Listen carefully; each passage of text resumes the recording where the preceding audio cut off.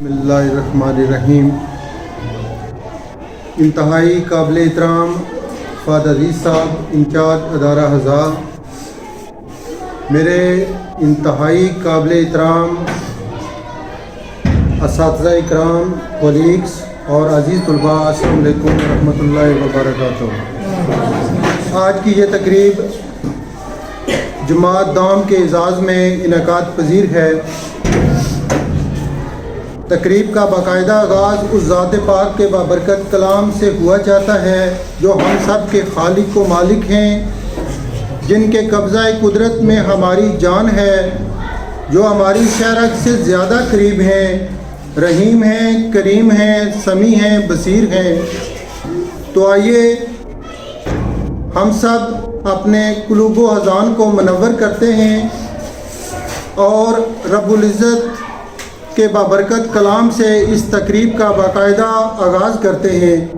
میں دعوت دوں گا جماعت دام سے محمد مزمل نقیبی کو کہ وہ ڈائز پہ آئیں اور تلاوت کلام پاک سے اس تقریب کا باقاعدہ آغاز کریں۔ محمد مزمل نقیبی۔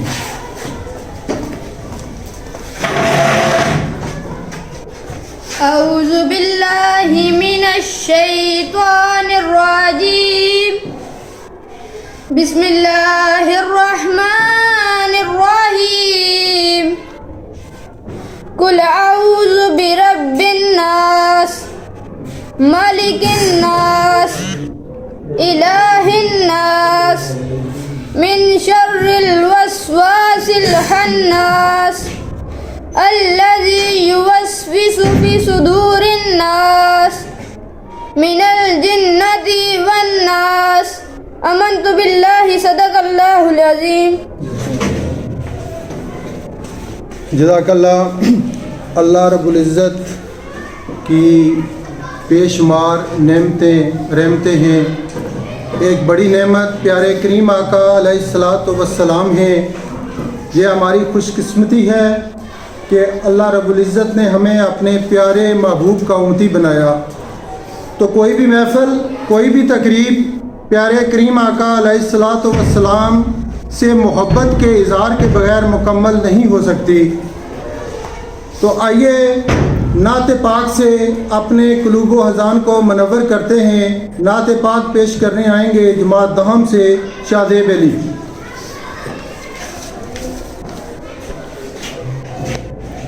صلی اللہ علیہ یا رسول اللہ وسلم علیکہ یا حبیب اللہ، صلی اللہ علیہ یا رسول اللہ وسلم علیکہ یا حبیب اللہ۔ آنکھ سے روئے مصطفیٰ سے ایسی زیبائی ملی، آنکھ سے روئے مصطفیٰ سے ایسی زیبائی ملی، کھل اٹھا رنگے چمن، کھل اٹھا رنگے چمن، پھولوں کو رعنائی ملی، بحر عشق مصطفیٰ کا ماجرا ہو کیا بیان، بحر عشق مصطفیٰ کا ماجرا ہو کیا بیان، لطف آیا ڈوبنے کا، لطف آیا ڈوبنے کا، جتنی گہرائی ملی، آنکھ سے روئے مصطفیٰ سے ایسی زیبائی ملی، کھل اٹھا رنگے چمن، پھولوں کو رعنائی ملی، عرض طیبہ میں میسر آ گئی دو گز زمین، عرض طیبہ میں میسر آ گئی دو گز زمین، یوں ہمارے منتظر منتشر یوں ہمارے منتشر اجزا کو یکتائی ملی آسے روئے مصطفیٰ سے ایسی زیبائی ملی کھل اٹھا رنگ چمن پھولوں کو رانائی ملی. سبحان اللہ. ماشاء اللہ. یہ تھے شادی بلی جو اپنی محبت اور عقیدت کا اظہار کر رہے تھے. عزیز طلباء، جب ذکر ہو نعمتوں کا تو پھر اپنے پیارے پاکستان کا ذکر کیوں نہ کریں جو اللہ تعالیٰ کی ایک اور بہت بڑی نعمت ہے، ہماری پہچان ہے. یہ وہ جگہ ہے جس کے لیے ہمارے آباء و اجداد نے اپنی جان مال ہر چیز کی قربانی دی اور یہ وطن جو ہے ہمیں نصیب ہوا. تو آج ہم جہاں سکھ کا سانس لے رہے ہیں، آزادی سے جی رہے ہیں، اپنی خواہشات کے مطابق اور اپنے دین کی تعلیمات کے مطابق اپنی زندگیاں یہاں پر گزار سکتے ہیں، تو یہ اللہ تعالیٰ کی بہت بڑی نعمت ہے. تو میں چاہوں گا کہ اس تقریب کو اپنے پیارے وطن کے نام بھی کرتے ہیں. ملی نغمے کے لیے آپ کے سامنے آئیں گے جماعت دہم سے لقمان، محمد لقمان.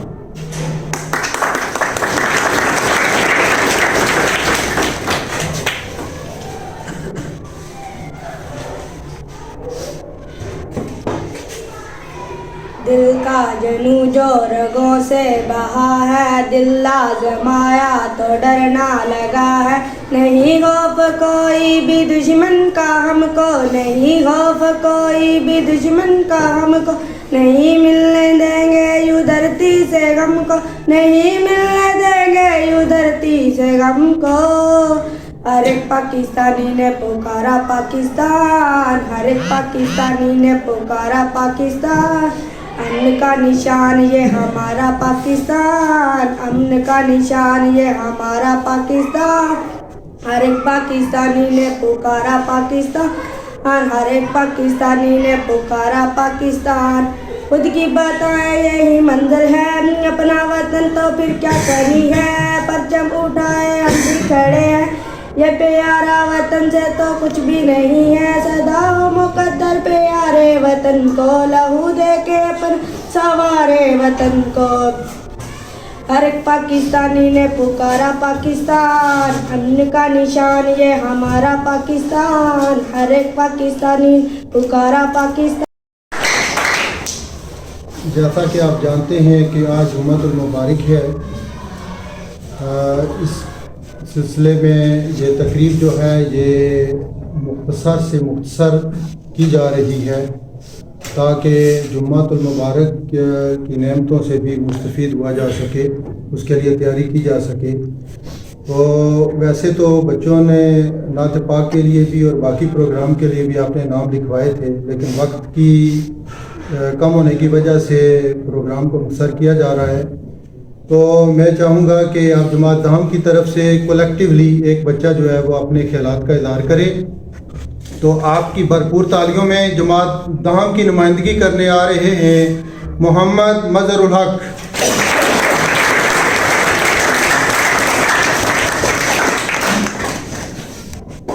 اعوذ باللہ من الشیطان الرجیم، بسم اللہ الرحمن الرحیم. میرے محترم سادہ اکرام اور میرے عزیز ساتھیو، السلام علیکم. آج میری اس تقریر کا عنوان ہے جھوٹ. جب انسان کسی بات کو اس کی حقیقت کے مطابق بیان کرے تو یہ سچائی ہے. حقیقت کو چھپانا اور سننے والے کو دھوکہ دینا جھوٹ کہلاتا ہے. تمام مذہب اور معاشروں اور آسمانی کتابوں میں جھوٹ کو حرام قرار دیا گیا ہے اور ہمیشہ سچ بولنے کا حکم دیا گیا ہے. اللہ تعالیٰ فرماتا ہے اور تم جھوٹی باتوں سے پرہیز کرو. ایک موقع پر نبی کریم صلی اللہ علیہ وسلم نے منافقوں کی نشانیاں بیان فرمائیں. ان میں سے ایک نشانی یہ بھی تھی کہ جب بھی وہ بات کرتا ہے تو جھوٹ بولتا ہے. ایک مرتبہ ایک شخص نے نبی کریم صلی اللہ علیہ وسلم سے پوچھا کیا مومن بخیل ہو سکتا ہے؟ آپ صلی اللہ علیہ وسلم نے فرمایا ہاں ہو سکتا ہے. پھر انہوں نے پوچھا کیا مومن بزدل ہو سکتا ہے؟ آپ صلی اللہ علیہ وسلم نے فرمایا ہاں ہو سکتا ہے. پھر انہوں نے پوچھا کیا مومن جھوٹا ہو سکتا ہے؟ آپ صلی اللہ علیہ وسلم نے فرمایا نہیں، مومن جھوٹا نہیں ہو سکتا. ہمیں ہمیشہ سچائی کی عادت اپنانی چاہیے، خاص طور پر اپنے ماں باپ سے ہرگز جھوٹ نہیں بولنا چاہیے۔ جو بچے اپنے ماں باپ سے جھوٹ بولتے ہیں وہ زندگی میں غلطیاں کرتے ہیں اور نقصان اٹھاتے ہیں۔ ہمیں اپنی زندگی کا یہ حصول بنانا چاہیے کہ ہمیں سچ بولیں اور ہمیشہ سچ کا ساتھ دیں۔ شکریہ۔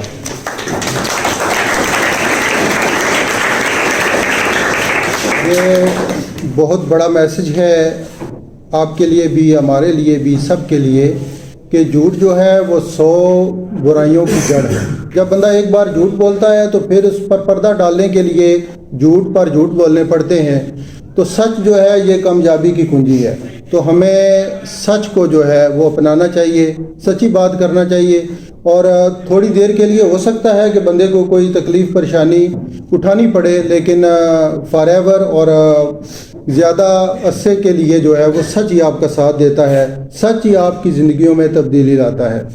تو جماعت دہم کی طرف سے اس بچے نے اپنے خیالات کا اظہار کیا ہے۔ جماعت دہم نے بڑا اچھا جسچر دکھایا ہے اور اپنی طرف سے 2 پنکھے جو ہیں وہ ڈونیٹ کیے ہیں ادارہ اعضاء کے لیے۔ تو اس کے لیے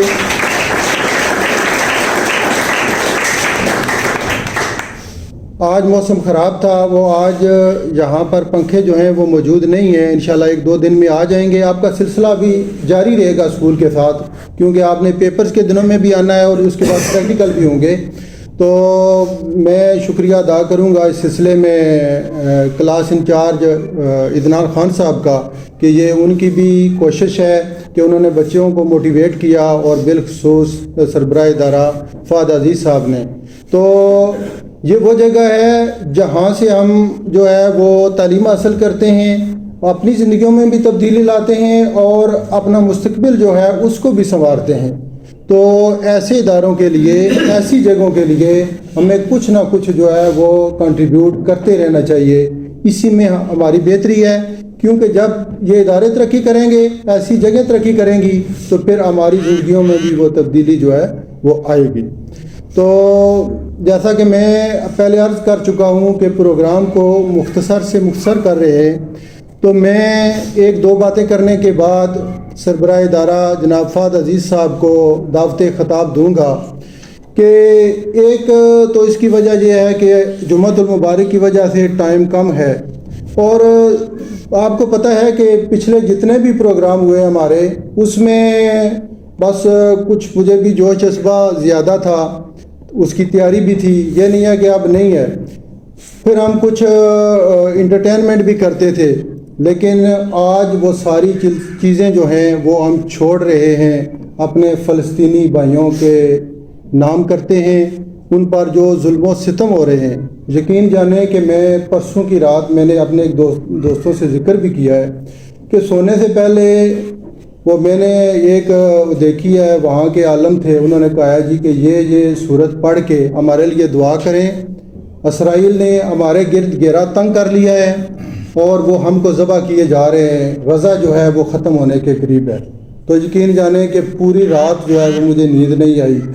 یہ چیزیں ہمارے لیے بحیثیت مسلمان اور بحیثیت انسان تو خیر سارے ہی ہیں، یہ چیزیں تڑپا دینے والی ہیں، ہماری روحوں کو زخمی کر دینے والی ہیں۔ ہم بے بس ہیں اور ہم کہتے ہیں کہ ہم ایٹمی قوت ہیں، ہمارے پاس دنیا کی سب سے بڑی فوج ہے، ہم دنیا کا اتنا حصہ ہیں، دنیا کے اتنے وسائل ہمارے ملکوں میں ہیں، اور یہ تیل اور اس طرح کی بہت ساری نعمتیں ہمارے اندر موجود ہیں ہمارے ملکوں میں، لیکن ہم اپنے بھائیوں کے لیے کچھ بھی نہیں کر سکتے۔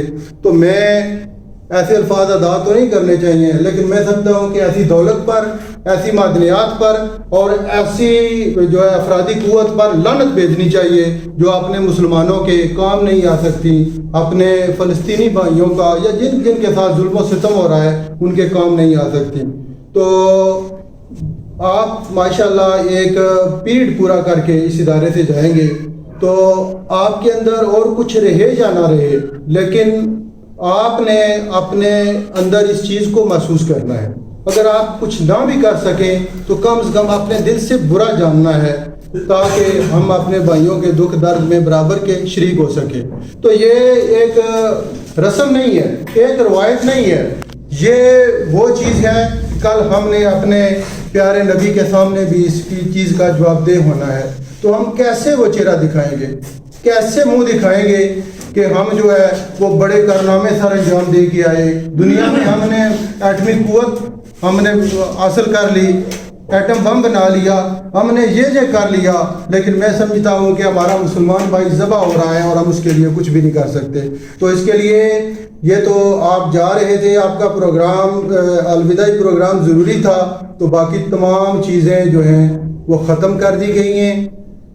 تو باقی میں چونکہ وقت کم ہے تو بلا تاخیر اپنے سربراہ ادارہ فہد عزیز صاحب سے گزارش کروں گا کہ وہ اسٹیج پر آئیں اور اپنے خیالات کا اظہار کریں. ان کا خیالات ہم سب کی طرف سے ہے, تو آپ کی بھرپور تالیوں میں فہد عزیز صاحب.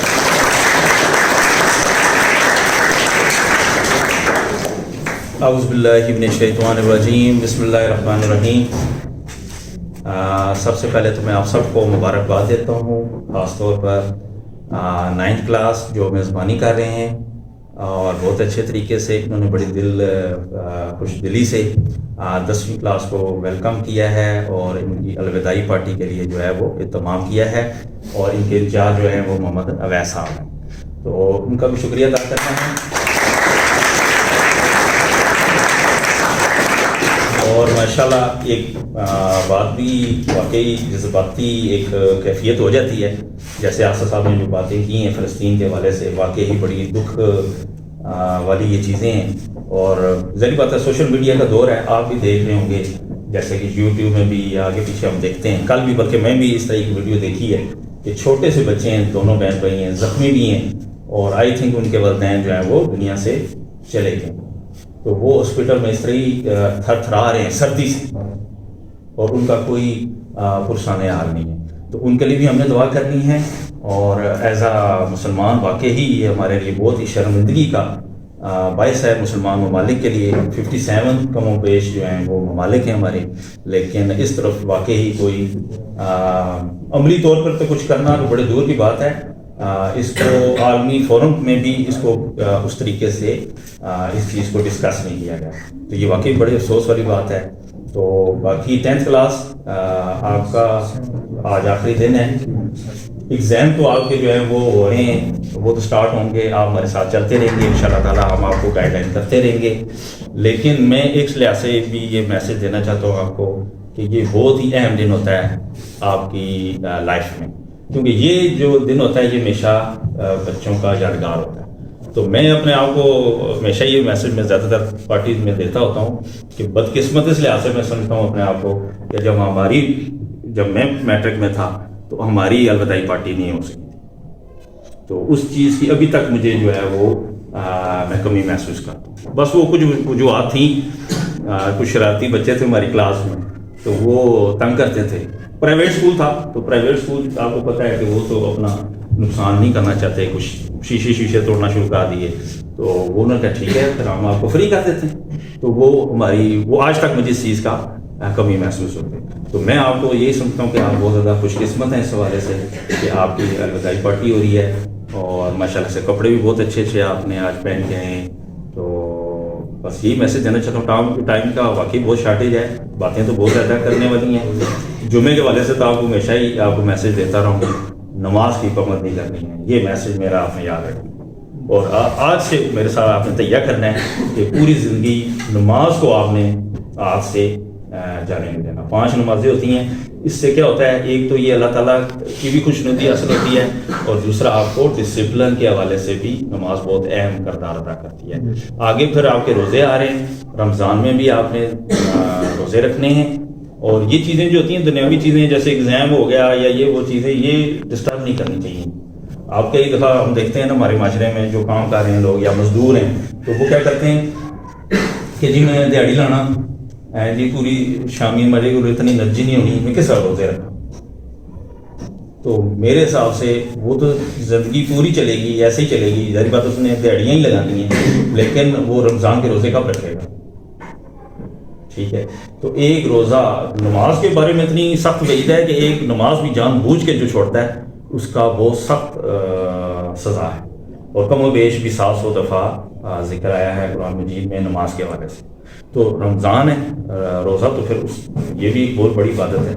ٹھیک ہے کہ اسلام کا رکن ہے نا, اسلام کے 5 رکن ہیں نا, تو عید الرسالت تو پہلا ہے کہ جو ہم پہلی سٹیپ ہے، جو پہلی سیڑھی ہے کہ ہم کلمہ پڑھتے ہیں، کلمہ پڑھ کے انسان مسلمان ہوتا ہے. اس کے بعد دوسرا جو ہے سٹیپ ہے وہ کیا ہے؟ نماز. کیونکہ آج کل تو دیکھیں اولیاء کے حوالے سے تو مسلمان اور جو نان مسلم ہیں ان میں فرق نہیں ہے. وہ داڑیاں تو نان مسلم بھی رکھ لیتے ہیں، ٹھیک ہے، لیکن فرق کیسے پتہ چلتا ہے؟ نماز سے فرق پتہ چلتا ہے. ایک بندہ جب نماز پڑھ رہا ہوتا ہے تو پتہ چلتا ہے کہ یہ بندہ نمازی ہے، مسلمان ہے. پھر اس کے بعد تیسرا سٹیپ کیا آ جاتا ہے؟ کئی جگہ روزے کا ذکر ہے، کئی جگہ زکوٰۃ کا ذکر ہے، ٹھیک ہے.